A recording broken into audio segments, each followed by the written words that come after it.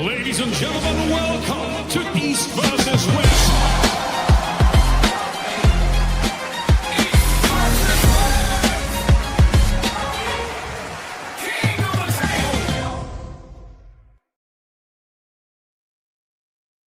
And we're like, welcome once again, everybody, to another Sunday night casual. As you see, it's actually gonna be daytime right now. Uh, I'm about to. I'll be here for another day. I'm in China. It's very exciting. This place, the arm wrestling scene, is going to blow up. It's gonna absolutely blow up. Uh, did you know in China, in many of the middle schools and high schools, they actually have arm wrestling tables at their school. Mm, It's just nuts. Like for I think that's where the the you know how we can get I think it's gonna pop in China pretty soon. It's absolutely nuts. Now think about it this way.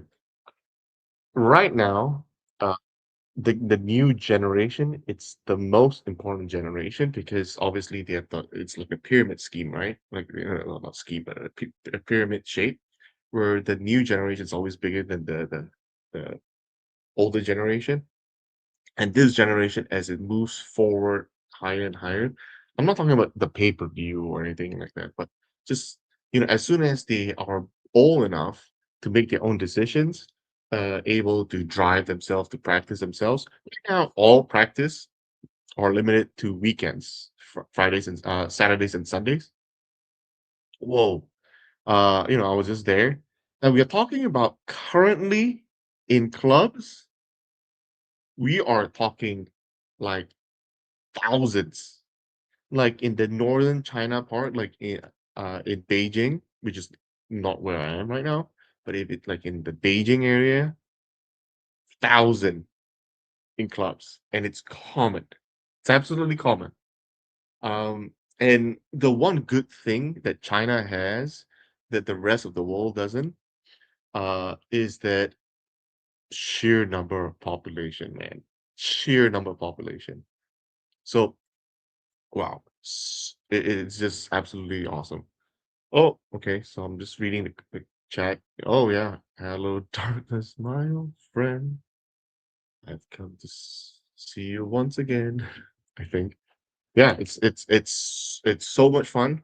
Um, our title sponsor for 2026 is from China, Top Force, and they they manufacture all the different kind of handles. So I visited, some of their gyms. They showed me all their equipment.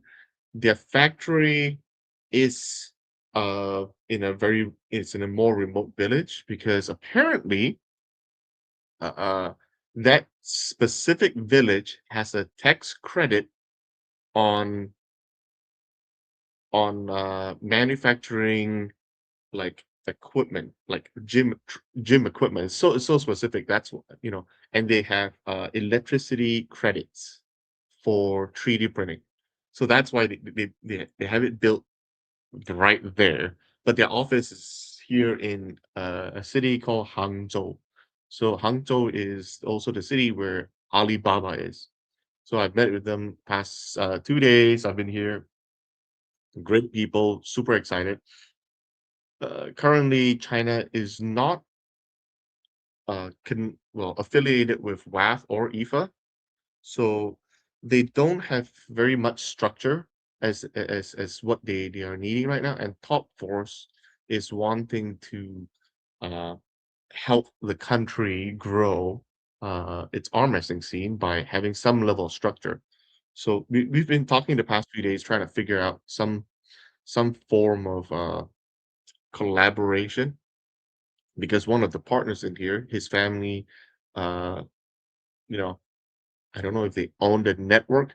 My Mandarin's a little rusty. I don't know if they own the network or they are somewhere at the top of the a TV station network. And to stream East versus West. We need some TV stations sort of approval. Oh, okay. I think we got Robert. Robert in here. And hey, Robert. So Dexter, Hey, how's your trip?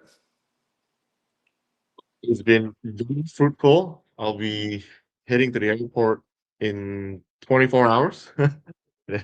But Oh, good. I've got one more stop, which is I'm heading to where our jerseys are made because I think we need to make minor modifications. Like certain things needs to be a little bit more sort of reinforced, like the collars and whatnot, and material changes perhaps. So I'm just going there to see what other options we can do to help increase the quality that we currently have. That's all. Good. Yeah. Yeah. And so I was just telling the crowd here how China is so unique and it's ripe for the plucking because the community here is massive and unstructured. So because they're not affiliated with WAF or IFA, currently even their refereeing system, it is there is no uh bec- they do not have any form of formal refereeing training. So anybody who arm wrestle is automatically a referee, a pseudo referee here in China. And so it's kind of a mess. They understand that. And even yet a simple thing, it's not standardized, like the table. It's not standardized. They don't they don't fully know what the full dimensions are, and that's why I've been working with them to share with them what table dimensions we use, and then they already made uh the first batch using our designs, but there were slight things that I missed instructing them, which could be crucial. Example, like the bottom of the legs of the table should be rounded instead of the poles coming down circular, but the base that holds it is has a sharp angle. And it's just very small details at this point. The riser height, right now they have it at 4 inches. And I think you measure it. Currently, our risers are 3.5. So they're gonna make those modifications and but overall the table seems to be pretty, very good high quality. The other one that I realized that we have not standardized was the thickness of the tabletop.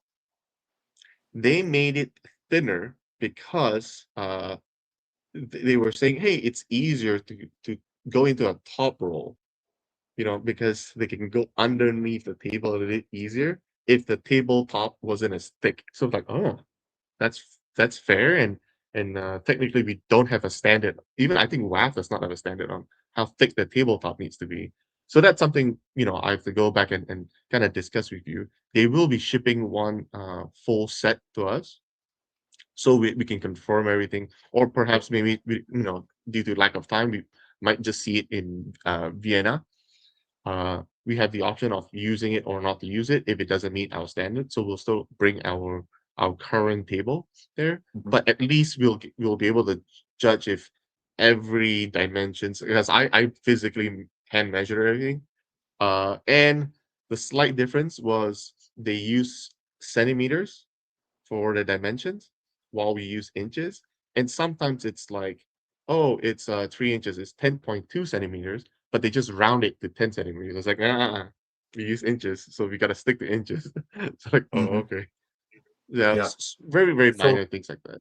yeah. So I'm glad you're doing this because I don't know if people know this, that you have a strong engineering background in multiple areas, just engineering, but also mechanical engineering and also civil engineering. So you've got among your various advanced degrees. But anyway, so it's good that we have you doing this, Dexter. I think it's perfect.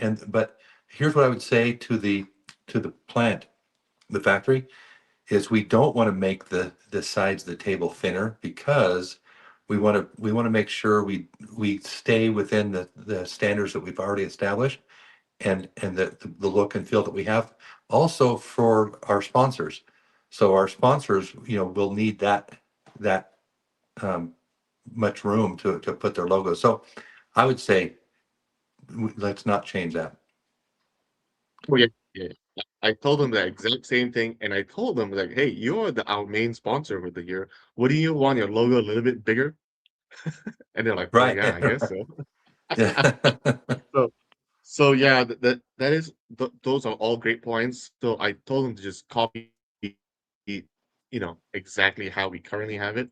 Uh, the only thing that I don't have a good standard on, it is actually the cushioning, the pads, right? That's something Yeah. that we had a pretty decent discussion about because even our table over time, the pads, I mean, when I say pads, I'm not talking about just the elbow or any of the pads. Anywhere that has that cushioning Yep. material, over time that degrades and starts flattening out.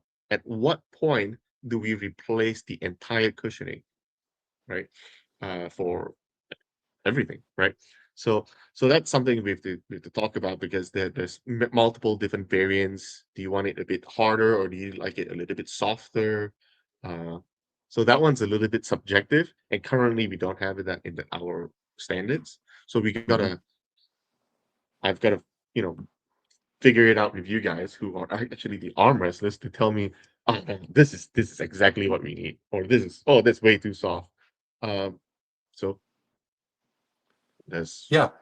great. Yeah. Some of it's personal preference, but I think our athletes mostly will like the firmer pads.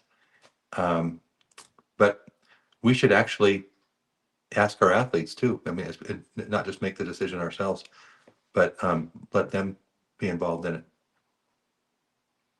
Yeah. Yeah.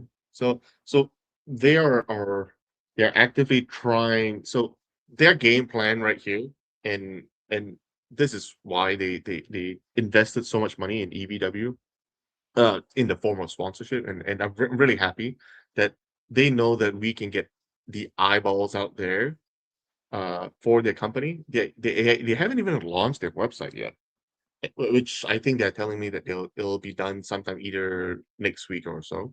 The idea behind that is so that it could potentially also want to talk to us about hosting an EVW Sports collaboration where they'll run the Asian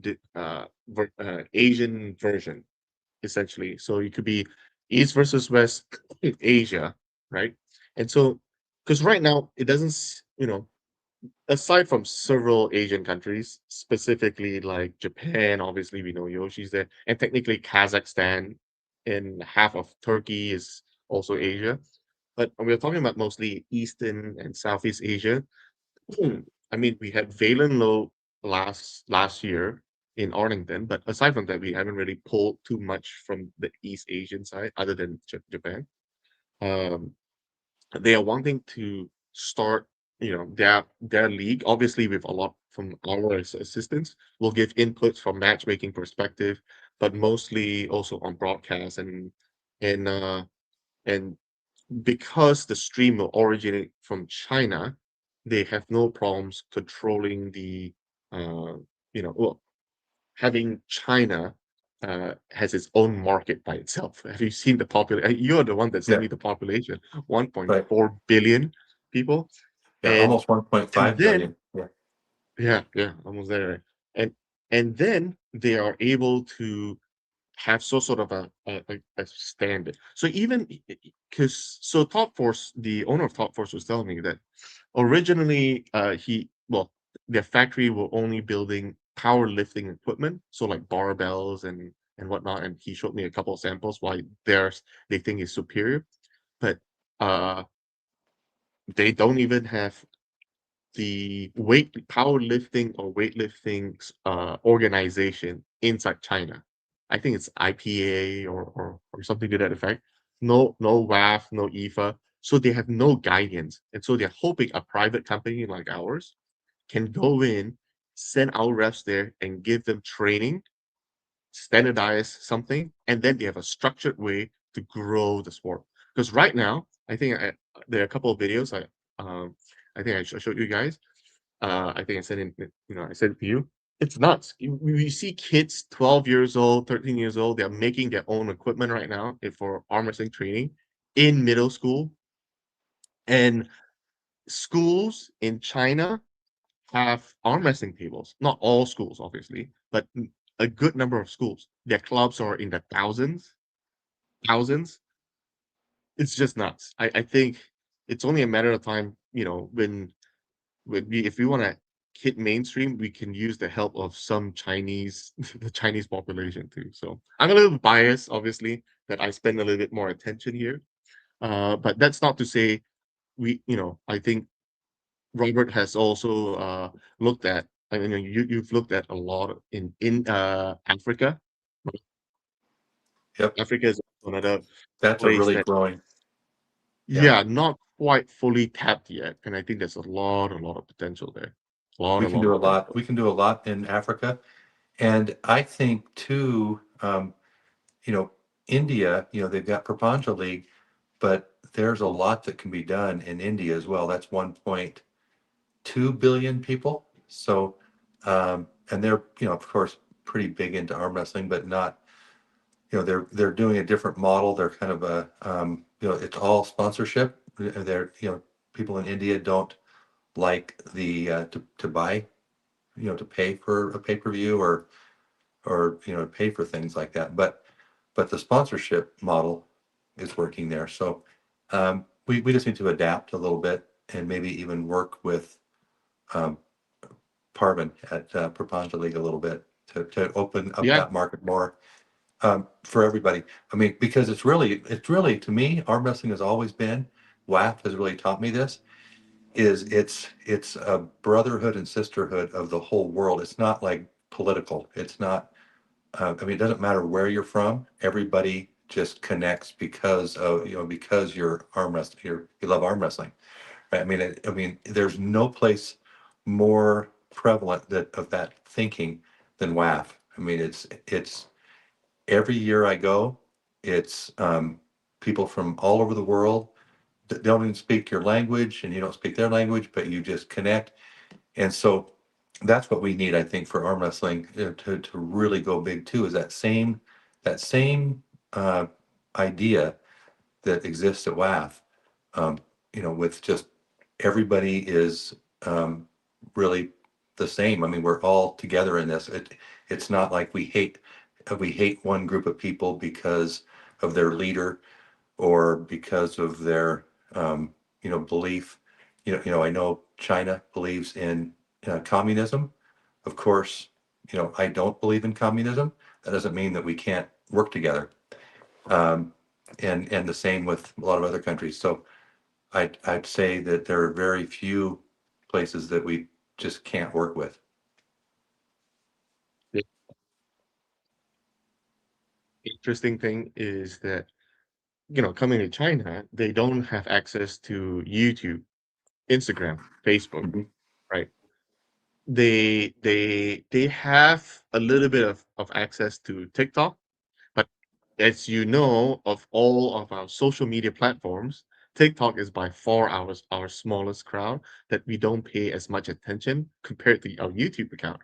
And it's pretty similar to the rest of our Western athletes as well. I mean, over here they have their own version of Instagram and Facebook and YouTube, and so the access they have is somewhat limited to what we actually have. So, example, training videos from our athletes, they have to go through a lot of effort to to actually watch the video. So one of the athletes that, they watch a lot obviously is Devin, but they have great things to talk about.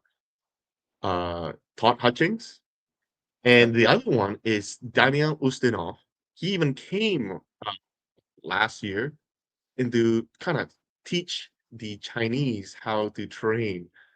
And so Mm. everybody was really, really happy. People would travel far, far away come, to watch and learn from some of our athletes.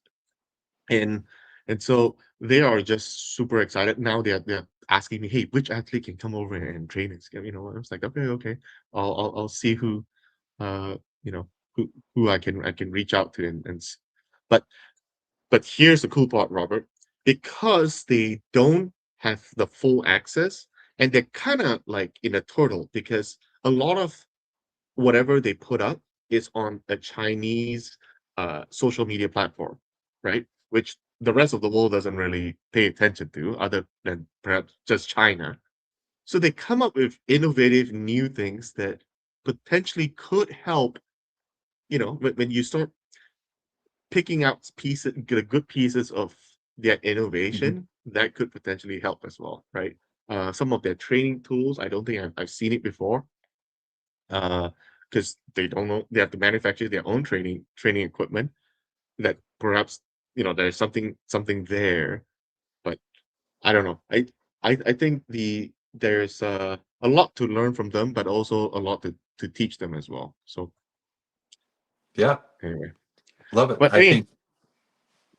Go ahead. oh, no, no, no, go ahead, go ahead.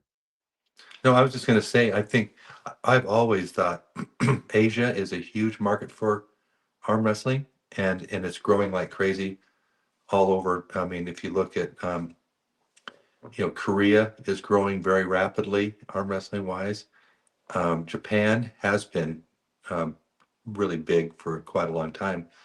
They were probably the first from Asia to really adopt arm wrestling, and China, of course, is the biggest market of all, and no one's been able to really break into that market and not make that work so that it works with the government, and everybody's working together, and they can actually help us too, to control piracy. I mean, we wouldn't have the problem like that we have in the rest of the world. So, anything we do to help promote arm wrestling in Asia, and especially Southeast Asia, I think is key. I mean, and with Philippines is also really taken off for arm wrestling. Yeah, yeah. There is a comment here by CBLA that says Asia isn't known for strength sports, in my opinion. Arm wrestling is a strength sport. I would tend to generally agree. There are certain, I think, genetics that allows certain race or certain DNA or genetic background that gives them an edge for sure. The Nordic people generally tend to do better. I mean, uh, the African Americans, the African descent usually are a little bit stronger. Yeah, that's true. But I think Asia has one component that the rest of the world sometimes overlook. It's that there is weird genetic mutation that happens, right? Example, right? Let's just say 1% of all Nordic uh, descent has a crazy bone density, like Brian Shaw, for instance, right? Let's say just 1%. And the Asians are 0.1%. So a tenth, only a tenth of what the Nordic people Right. have it. And the difference is we have the population to support 10x, which gives us weird genetic mutations like Yao Ming to show up at the NBA and beat everybody else, right? So I think that's the one component that we have. But the general mass population, like myself, yeah, I don't think I'll ever see myself, competing in WAF at the highest level ever. But, you know, there's a lot of us, and I'm sure one of us will get there as soon as we put eyeballs to it, right? So there are, I think, certain strengths that we have, and I think there's also what we call strength in numbers. So that there's Yeah. and yeah, so that I think that's what we are kind of missing out a little bit. And Robert, somebody just commented, nice shirt. Oh, thanks. I mean, I decided to go with something other than EVW today. Just try it out. One there was a one comment there's a comment by Mines fam. He says, "Do below the table King's move still legit in China? Potentially, but that is because of referring lack of referring training. But this is what they told me. I asked, hey, what is a popular move in China? Is it top row? It's like, yeah, top row is obviously the most popular. But what's the second most popular? They told me it's the King's move. I'm like, whoa. According to Bob Brown, that should not be taught to the new guys. It should be like one of the last things you learn. It's more technical. And they told me there is a lot of people here in the 50s and 60s arm wrestling. And because their joints are a little bit more like brittle, no, not brittle, but their joints aren't as good, their elbow isn't as good as specifically. So their side pressure isn't as good. So they rely on the King's move, on the biceps, on the back pressure a little bit more. So it doesn't hurt them as much. It's like, oh, I see. Yeah. So the Well, the King's reason move is that the pretty King's popular move, here. yeah, the reason the King's move works really well for older people is because older arm wrestlers, not really older people that start arm wrestling, but the more you've tortured your arm in the arm wrestling over the years, the less flexibility you have. Pretty soon you can't straighten your arm, right? So that's really good for the King's move. Bob Brown, for example, Michael Todd, um, uh, Crazy George from Canada, they can't straighten their arms. Like Devin, he can't straighten his arm either. I mean, if you try to ask any of these guys to straighten, they can't. It's because of all the years of arm wrestling, and then you tighten the tendons begin to tighten. If you don't stretch them afterwards, and sometimes even if you do, injuries occur in the tendons, and it results in a shortening or a tightening of the tendons. So bottom line is, the older you get and the more experience you have and the more mileage you have on your arm, the less it straightens. And so that's why the older guys, kind of resort to that. So if you look at Pascal Gerard from Switzerland, he's maybe 60. I think he's really close anyway, but he's still very good because he relies on the King's move. Svetan Kashevsky from Bulgaria, you know, maybe the best lightweight in history. Um, I mean, a lot of people believe it, but it's because his King's move is so incredibly good because his arm doesn't straighten. So he's 56 years old, and he's he very well may be unbeatable in the lightweights. So we want to get him, of course, into EVW because everybody would love to see that, me included. But again, King's move. So if you look at all these guys that are a little more mileage on their arms, the King's move is a favorite, and they have all those advantages because you know, as you get older, your tendons don't get weaker if you exercise and keep them. And Journal of Sports Medicine proved that in a study that they did, that tendons get stronger over age, not weaker, if you use them on a regular basis, right? So these older guys, I mean, look at Todd Hutchings. He'll be 60 this year in May, and he's not getting weaker. He's actually getting stronger. Each outing, you'll see, Todd Hutchings getting stronger each year, each time. So there really is no. I mean, we don't know what the limits are, but tendon wise, it's probably it's into 60 at least.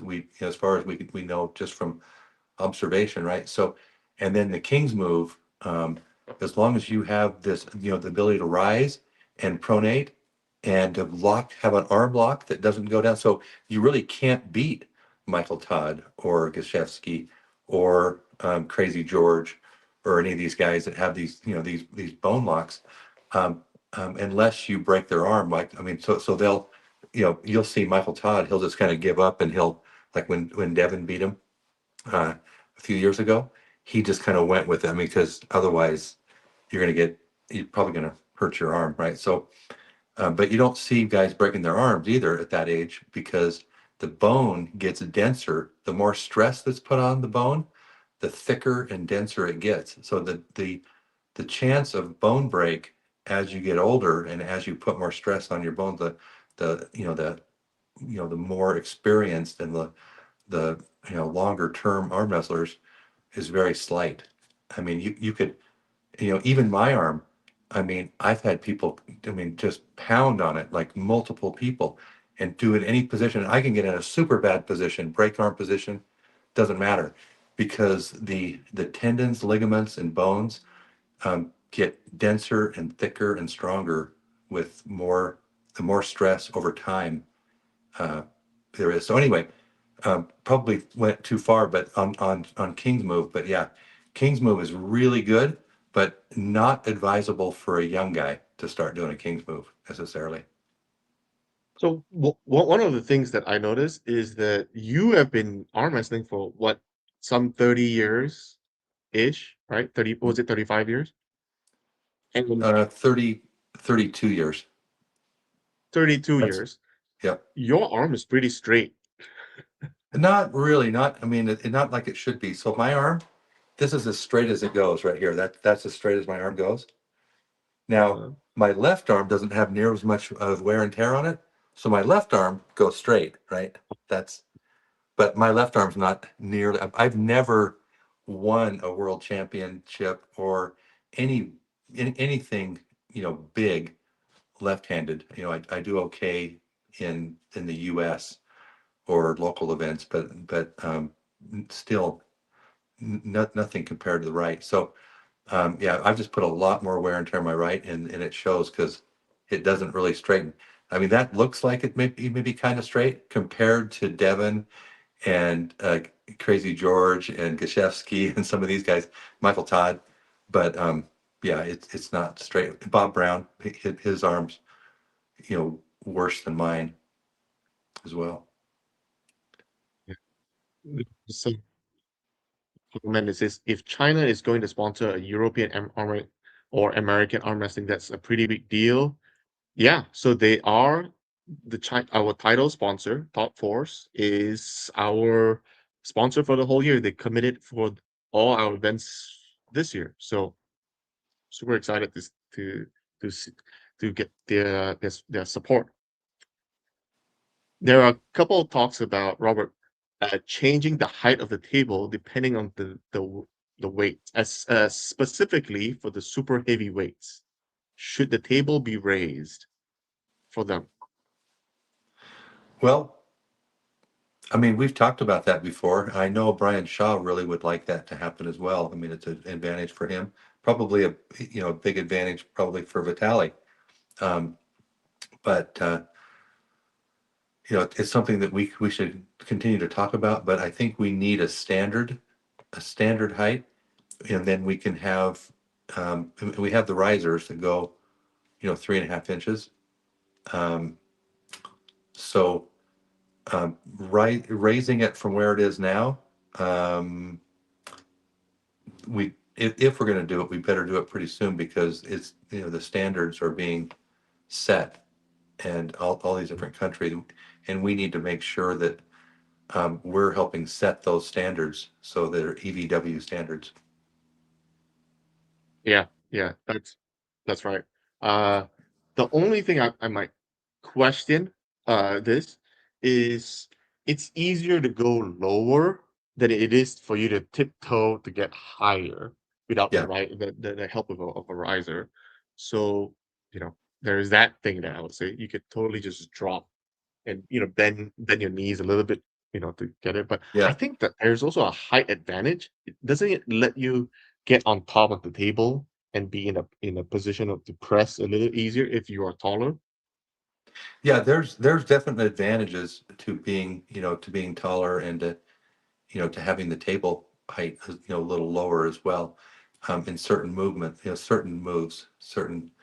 Um, uh, but overall, yeah, I mean, as far as a king's move, it's probably not an advantage. I mean, if you look at Devon, even he's only 6'5", but his knees are a lot of times touching the ground when he's pulling in a king's move.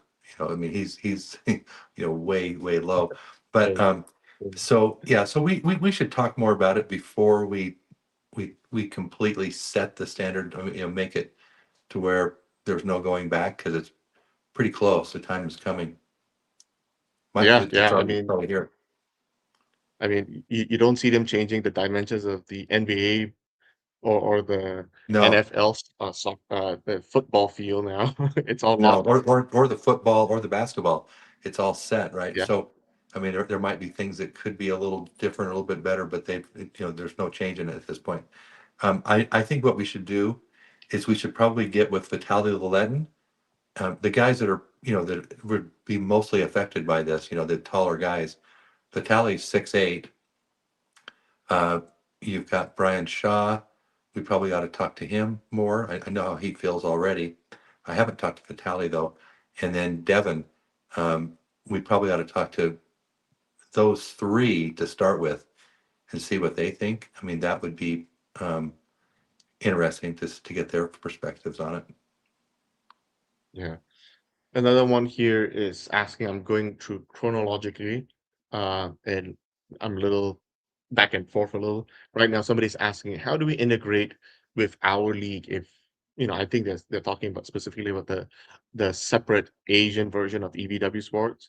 I think what that is through our preliminary talks, we have a lot of athletes that we have not seen on stage for a while now, and we would like to see them. It's just that we haven't had the space or the slots to put them back in yet.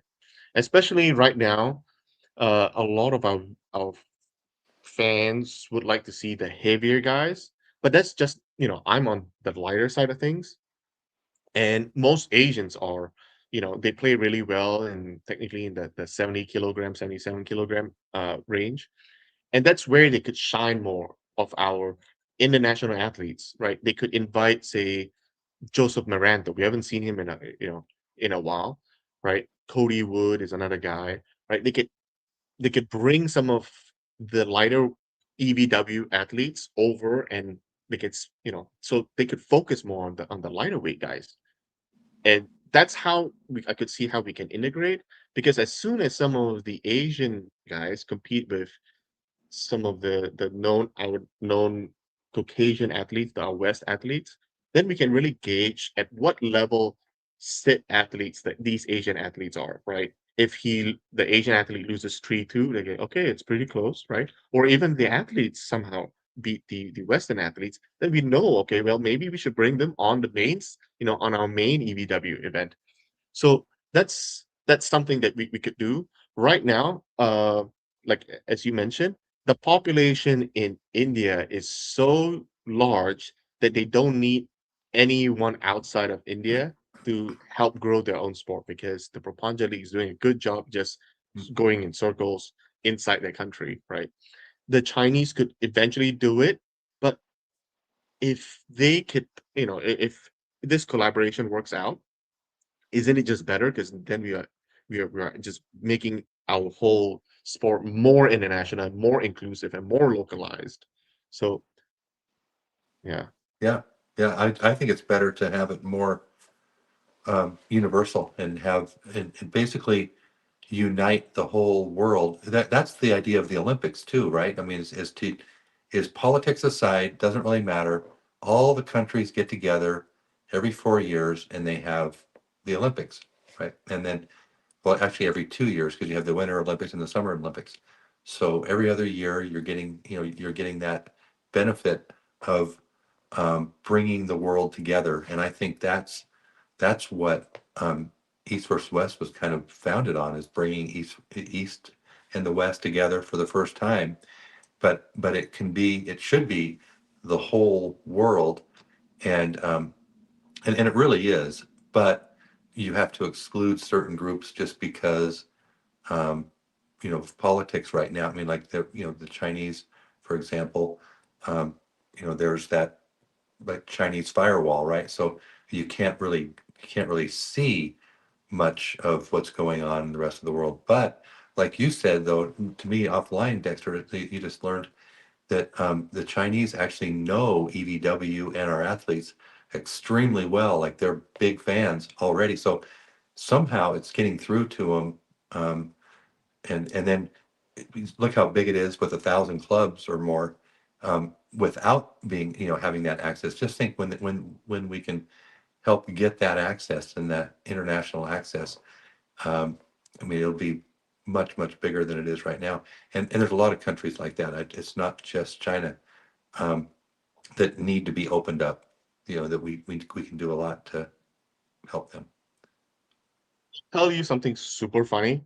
And maybe I'll post this on my social media channels. Yesterday, those guys, after dinner, they brought me for a foot massage.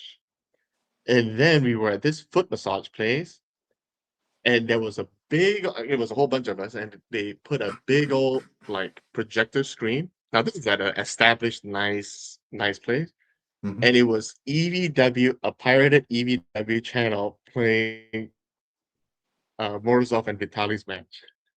Oh, really? So at a foot massage, it's super pirated. The pirates were not even shy of putting their own channel as a watermark right in the middle of the screen. Ah, Yeah. so Well, so this is the other thing that we're gonna get the partnership is that the local guys here, they will start will have an EVW official EVW page that will be managed and curated by the local Chinese here. So mhm. that's so that they have access to real quality and not. Do you know how they get through some of the piracy right now? They were showing me that they would use a mirror and they will film the mirror. So everything is kind of weird in order to get past some piracy thing. It's because they are worried they will come after them. But little did they know that I wasn't even aware that they were pirated because I Mhm. can't enter. I don't read Yeah. Chinese, so that's how much they're going against. But the government here is known, if there's one good thing about the communists is that they're extremely strict. Their punishment is sometimes unbalanced, but very, very strict. So, Hmm. as soon as something gets reported of piracy, they get shut down a lot faster than some of our social media companies like Meta. They take a lot longer to respond to shut down the account, but China is super fast. And I think with enough penalties, they would not even attempt. So people don't even try to attempt anymore. They're only Hmm. doing it right now because we don't have an official physical presence in China. But once we do, China's going to be super clean. I think that's the slight difference between China and some pirates from other countries. So. Yeah. No, that's good. I think we need to work with them. And okay, so chronologically, there's another question for you, Robert. Have you been impressed with Lavon's left arm workout? Any plans for him soon? Yeah. I've always been impressed with Levon's left. I mean, even when he was really injured, just a couple of years ago, I think, when he went to Orlando, Florida, and he got stem cells. Devin was there. I think Devin invited him there, and he came, um, and it was the same stem cell doctor that Devin was using, and he said he noticed some improvements. But the longer you go with an injury without getting stem cells or getting treated, the the less likely the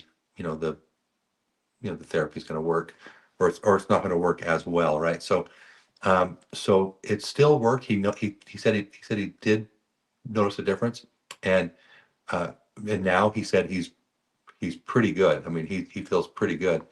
Um, but even back a couple of years ago, when it was kind of the height of his injury, he still had a really pretty easy time with Devin. Now, granted, Devin wasn't pulling left at the time, and it was his party arm, as he calls it.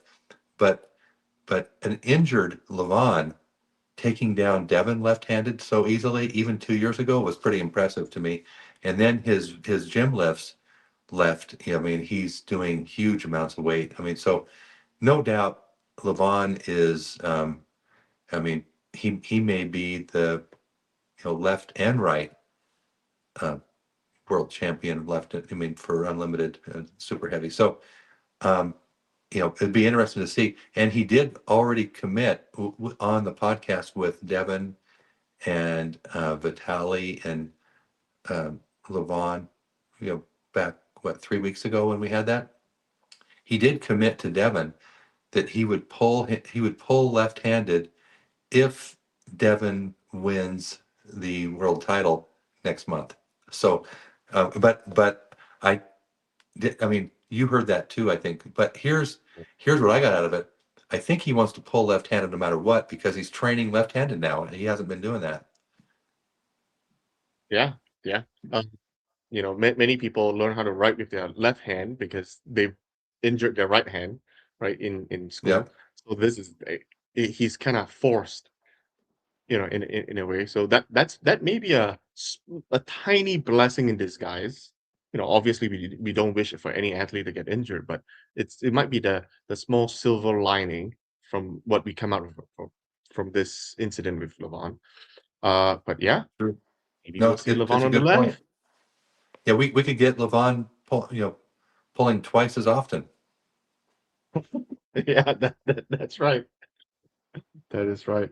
Um, there is a question about if China isn't part of WAF, how are we planning on utilizing the athletes there? I don't think it's so much an athlete needs to be affiliated with WAF in order to compete at EVW. It's more the athlete cannot be affiliated with EFA in order to compete in EVW, right? Right. Would you say that that's more the case? That's the case. Yeah. Um, and the next thing is, well, there's a little bit of talks about the gauntlet, but I think we kind of addressed that a little bit already. Gauntlet. So there was that poll, and I think Robert, you saw that poll that it was an overwhelming number of people who Yeah. It was. Yep. And wanted that's the which. hammer. Yep. So that's pretty clear what the community wants and what the fans want. Um, and now, I'm not sure what the holders of the gauntlets think. I haven't asked Vitali and I haven't asked Levon, but we'd have to get those back. I mean, they would have to want to, um, you know, let us do something different with those gauntlets. But if I know what Devin would do. If Devin got the gauntlet back, he would be all in favor of handing it over and letting us do whatever we wanted with it. And if he were to win the right hand, either because Levon is out, for more than a year, or if he were to win it, I'm sure he would do the same thing. So the next step would be to see what um, Levon and Vitaly want to do with their gauntlets. Yeah, I thought for a second you were about to say like, oh, I know what Devin wants when he gets the gauntlet, uh, or if he gets the gauntlet, I would say, just make it clear. I don't want to Uh-huh. disrespect Vitaly in this case, but if he gets the gauntlet, he would melt it down. Like I think Well, he posted a poll on his channel. Can he yeah, melt it down? yeah. He wants to melt it down and put it into an EVW hammer. So so that would be like all the it would be the names and in pure gold and the so EVW and the names of the athletes, and then each time it passes down, you add another name, put their name in gold. I mean, I think that's what he's talking about So, doing. so here's something that I want to point out. I was talking to one of our designers, Robert, and he said that WAL Hammer came out about the same time that the Marvel superhero movie Thor was around. So that hammer, I think it's not, is it called the Ragnarok? It was not Ragnarok. It's Thor's hammer, whatever it is. I cannot think it's hammer Yeah. in it. It's yeah. So they model it after the hammer. And then subsequently there was a Marvel movie that came out, they called it well, the Infinity Gauntlet, right? Uh-huh. So and that's where we have it. But the final piece, the final art like legendary like sort of weapon in the Marvel universe, cinematic universe that came out. Oh yeah, somebody just reminded me. It's called the Mjolnir. That's the Thor's hammer. But the Hmm. final equipment, right, in the Marvel Cinematic movie, I don't know if you've seen those. it was when the Mjolnir was destroyed, was damaged, and Thor had to get a new one. It was a Stormbreaker, which is a massive axe. It's Mm, a dual bladed axe. So that's something to consider. Instead of trying to be one or the other, we just come out with a dual axe, like a dual bladed axe. yeah, Something to consider. yeah. We'd have to make it so it didn't have, it could travel on the planes okay without having check-in baggage. So it couldn't be like a real blade probably, but more maybe kind of a flat edge blade. I don't know. We can talk more about that too, but that's not a bad thought. I mean, but traveling is what I'm thinking about with the athletes. How do they get it back home? And on the plane, if Yeah, that's true. they don't That's have true. in Europe, as you know, they don't have. I mean, uh, people don't typically do check baggage because check baggage can cost almost as much as the flight. I mean, it's pretty. That's where they make their money, right? So anyway, we'd have to figure out how to handle that, or if we just um, you know let them do check baggage. But anyway, things to consider. Something to consider, but I'm just telling you by that lore, technically it's an axe. The dual bladed Yeah. axe is the next weapon Yep. on the list. Hmm. So it's neither here nor there. And technically it's the upgraded version of the hammer. Uh just thought it's also the next cool artifact. There is here's let's see, a lot of people talking about. I'm a little bit behind, but people talking about stem cells. Stem cells are great. Do we know if Levon has taken his stem cells yet, Robert? No, he hasn't taken the stem cells yet. Um, he's deciding which way to go. Um, we've already connected him, and he's talking with Dr. Glenn Cochran from Infinity Functional Performance, Hmm. and he's had other people reach out as well. He's trying to figure out which way to go. But yeah, I'm hoping he makes a decision here pretty quickly so he can start healing that much faster. Okay, well, that's really good. The other one that people are asking about is any updates on potentially Ryan Bowen having a match in the future? Yeah, I mean, Ryan, it was pretty impressive what he did in Australia.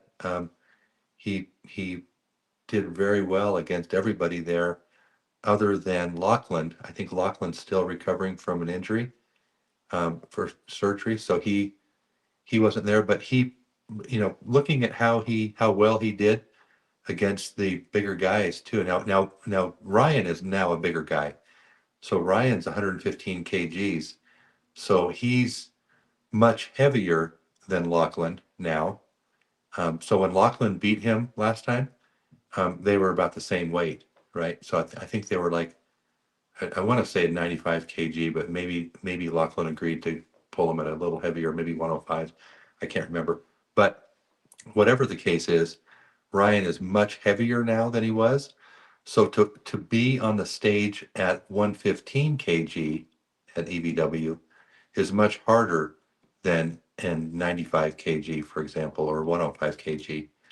Um, so I don't know who we would put him up against at that weight, unless he wanted to drop down in weight. But again, um, I'm not sure when we could have him back either. But um, we'd like to have him back as soon as we can uh, and meet all the criteria that we need to meet.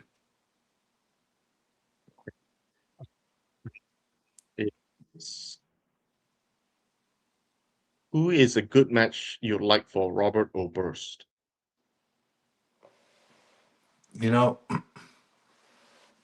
I think he's up and coming. I don't know who we would put him against right now. I think for Robert, I would need to talk to Brian Shaw to get a feel for where he's at right now? I know he's getting better, no doubt. Even from August, even from Colorado, I know he's better, and he's making great progress from everybody I've talked to. So I would want to talk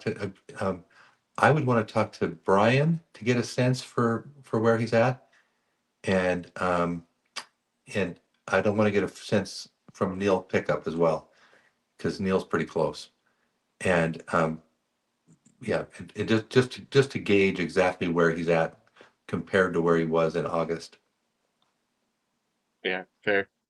There is a question about why certain athletes weren't on our list of nominations. So I thought it would be a little bit prudent for us to kind of take a little bit of time to just go through the award ceremony and what is the methodology of uh, our our math essentially.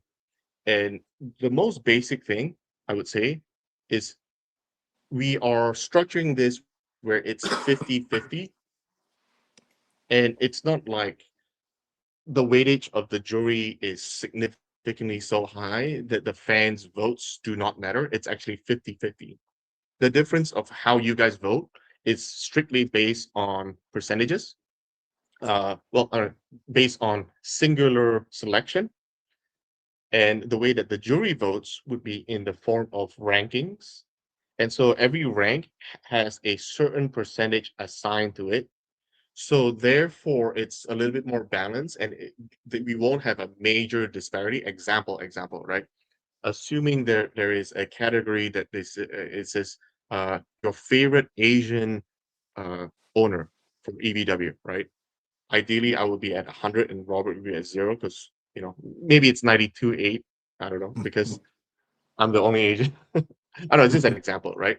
Then uh, basically the jury decides who the winner is. So in order to avoid that, to kind of balance things out a little bit, so in this case, Robert at maximum would be at 25. No, sorry, at minimum would be 25, but I'll be at max at 75 because we kind of we call it the dampening effect for the math. Then the fans gets to also, in this case, control it. But there is also a flip side where the jury now matters a little bit more. It's where it's a very close race between maybe two athletes, right? It's 50-50 example.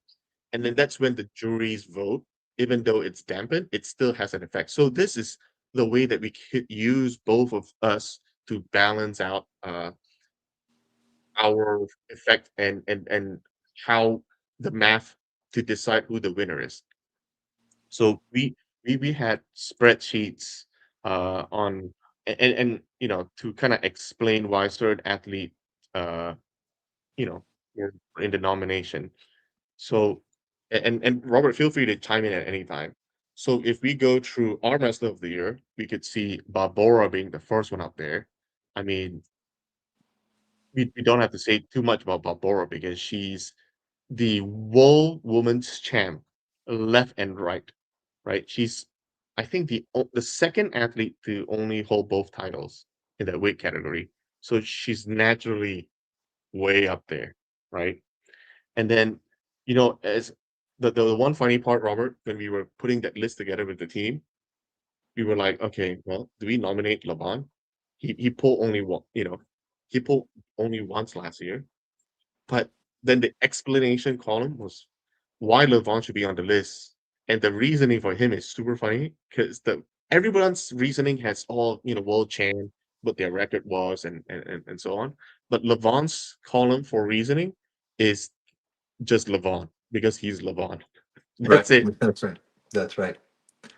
Yeah, that's the reasoning. Um, you know, It's- so, yeah. so the fact that he only pulled once, that hurts as far as the rating or the voting. I'm sure people will take into account somebody that's pulled, two or three or four times in the year, and they've been dominant, or they've done very well, or they're undefeated, over one pulling once. But if Levon had pulled left and right, and he was dominant in both, and he only pulled once in the left, once in the right, I think people would, it'd be a pretty clear choice, in my mind anyway, that it's pretty hard to beat that. Yeah.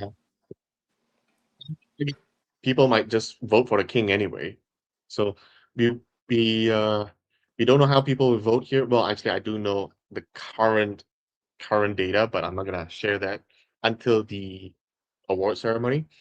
But going on, we have Oleg Petrenko. He's 2-0. He holds titles on both arms in two weight categories. He's a second male athlete to ever achieve this. It's a good one. Mindaugas has a very dominant year this year. He's behind Devin. He has a 4-0 record with 3 wins in on the right and 1 win on the left. Technically by round count, he's 12-2. Devin has 5-0 and wins on both arms, and he has the longest win streak right now at 8. Uh, 8 active win streak. And Dadikan has a trio record. Took on much heavier opponents. He won. I think he won all his match. Oh, you know what? Though? I think he's 9-0 on all his rounds. Yeah, by round count. So he has a pretty dominant year. Dadikan. So yeah, there were a couple of people who brought up, well, what about my athlete this and my athlete that? It was not an easy decision, which is actually why I think it was Robert's idea to our nominations was initially set at 5, and then Robert's like, oh man, this list is pretty hard to squeeze down to 5, so let's make it to 7, which is why this list has a nomination of 7. Um, and then obviously the match of the year, we don't have to explain too much, but I'd say go watch all the match. Take the trouble, guys, to watch all the matches again, okay? And then come back and vote. Don't vote based on technically by the choice of latest event, which is EVW 21 in Atlantic City, because Jerry and Camille's match is so fresh right now, it might have a stronger effect. But I say go all the way back to the beginning and watch EVW 16, 17, 18. There are some pretty good matches there. So watch it all again and then vote. That's what I can encourage. Rookie of the year. Again, this is also another list that was initially set at 5. And oh, maybe I should disclose who the 5 jury who are on the panel to vote. Initially, Susanna was on that list, being the co-matchmaker for EVW, but she has rescinded and stepped back. She's recused herself from being on the panel in order to be on the list of Rookie of the Year, which I would arguably say that is significantly probably the right choice. So she's on that list, and she's part of the 7 rookies who won at least one round. One match in 2025. So you can click on them and you can see their profiles. I mean, nobody's gonna argue that this is a very good stack 7. Moment of the year. Now there were a little bit discussion about, hey, is moment of the year doubling the match of the year? But I think one of the reasoning was sometimes that there are certain moments. Usually, it's going to be on the table. At least for 2025, it is all on the table. Where it may differ outside of match of the year, and people could vote differently. So it's also like I was explaining song of the year versus album of the year. They may be one and the same, or they may not be one and the same. So and you can see, like, for instance, Yoshi versus Petro in EVW 20. It's technically they're not part of match of the year, but you could still vote for them for moment of the year. And I didn't want to call it match of the year, or sorry, I didn't want to call it round of the year in like initially because I keep it a little bit broad in case there are certain uh, things that happen outside of the main event that could warrant that. So again, I say the same thing. Go back and watch all the rounds for moment of the year. Watch and then make your decision. So don't vote right now. And then we also have athlete video of the year. This one's a little bit more tricky, uh, and because we weren't planning on having this this award ceremony until maybe about a month and a half ago or so. We haven't really fully kept track of all the videos. So this year onwards, we'll all be paying more attention. Every time we watch a video, we'll be thinking to ourselves whether or not this video is worthy to be nominated for the 2026 award. So, but for now, I think this is it's a pretty fun thing. Watch all of them again, support our athletes, and then we'll go from there. And then finally, the last, the second last category, actually, is best news media. I think there were a couple of questions on our stream asking why certain channels weren't on, and the way that we kind of brought it down was we looked strictly mostly our heaviest subjective opinions were that the channel has to be consistent, right? Has to be consistent and pumping enough material out for a prolonged period of time. And they're currently still active. So you could throw in a little bit of training videos here and there, but it should be mostly about news media that covers EVW.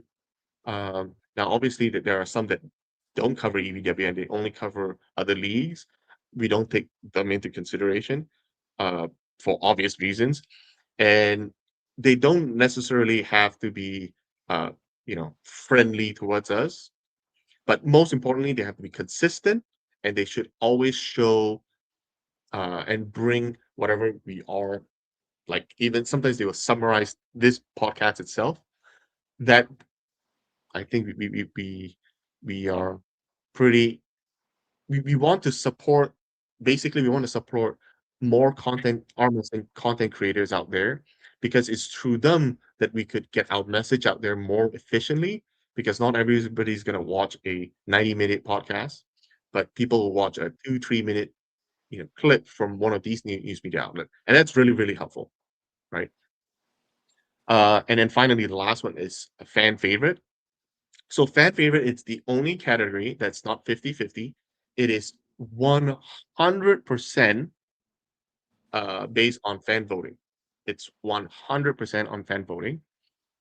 And through this nomination list, you could see it's slightly different from Arm Wrestler of the Year because it's not just based on the arm wrestling results for 2025, but it's who we think that fans were asking for, looking forward to watching them on stage. So it's not a perfect list. I know people would disagree, but argue it out and hash it out on social media, and we'll see. This is our first year. It's going to be live broadcast at the end of the month, and you can see voting ends in less than a week, so you don't want to miss that. There is a lot of um, a lot of things we are working on for the rest of the year. So we want to get this out of the way, and then we can fully focus on how amazing Vienna is going to be. So, if there's any questions, put it on the YouTube comments after the video is ended, and I'll try to answer them because I'll be heading back to to the United States tomorrow. So aside from that, I think it's super fun.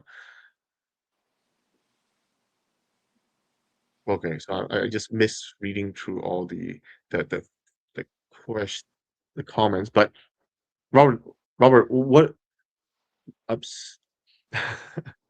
There's another one, Robert. They're asking for upsets of the year. Uh, a Mhm. few of them are upsets of the year award. You know, That's a good this idea.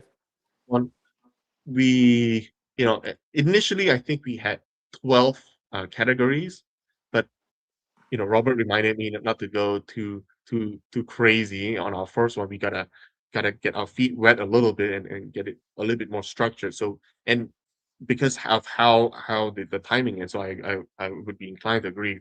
So we got that we should structure it down, and it'll be all live broadcasts in Utah from Utah. We'll, and Robert and I will be hosting, and we'll be announcing the results there, and you don't want to miss it. And again, if anybody is wondering, it's on our YouTube channel, not behind a paywall. It's not part of a pay-per-view. Maybe it should be. No, I'm just kidding. I'm gonna get killed if if it's behind a pay-per-view wall. Mhm.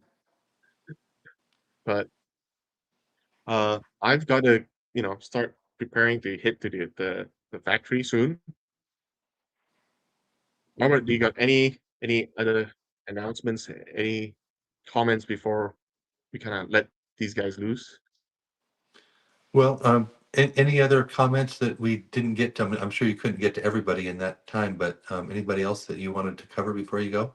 I mean, the only thing I just have one little announcement, which I think some people have already maybe heard a little of. Uh, Questions, but we won't have time to go through all of them. I mean, we have people talking about plans for Samusha, uh, comments about Bogdan, Bogdan and Ryan Bowen. There's still comments and questions about uh, Arthur Yeah. Makarov, uh, So King let of me the just Jungle, answer. etc. So I'll go ahead and answer a few of those. So Mhm. Samusha, yeah, we will have a um, the the winner in Vienna in 85 kg between Manifester, which is Teletnik, versus Vlad the Destroyer. I mean, those two guys are very, very top. I mean, they won the Swiss Open very easily um, in different weights. Now they're all coming down to the 85. So it, it'll be very interesting to see this match. The winner will actually be going against Samusha, which I guess I'm not supposed to announce that, but so and that'll be in Germany. So the German card we've pretty much got finished. So it is the best card. I think everybody will agree, the best card in EVW history or arm wrestling history for that matter. I mean, I don't think, anybody would question that when they see this card. It's just everything just lined up, just about perfectly. It never lines up perfectly, but this is about as perfectly as I could have ever imagined. I mean, I've ever hoped for. So, yeah, so Samusha will be on that card. I know you don't like me telling people ahead of time, Dexter, but so that will be a title fight based on who wins in Vienna, which will be a great match as well, by the way. Two champions going against each other in Vienna, um, and rising champions, like rising stars, like they're just head and shoulders above everybody else, except for our our top guys, which we don't know. I mean, it very well could be an upset, you know, in Germany. So that's that one. Then the other one, you mentioned Artur Makarov, and I guess I probably shouldn't say any more other than just what we said. But yeah, we do have plans for Arthur Makarov as well. And then the what there was one other question for another match as well. Do you remember what that was, Dexter? Yeah, it was Bogdan and Ryan Bowen, Oh or yeah, Ryan yeah, Bowen Bob. versus Yeah, Grant so Grundy. yeah. So that one, yeah, we definitely wouldn't do Stoica versus um, we wouldn't do Ryan versus Stoica.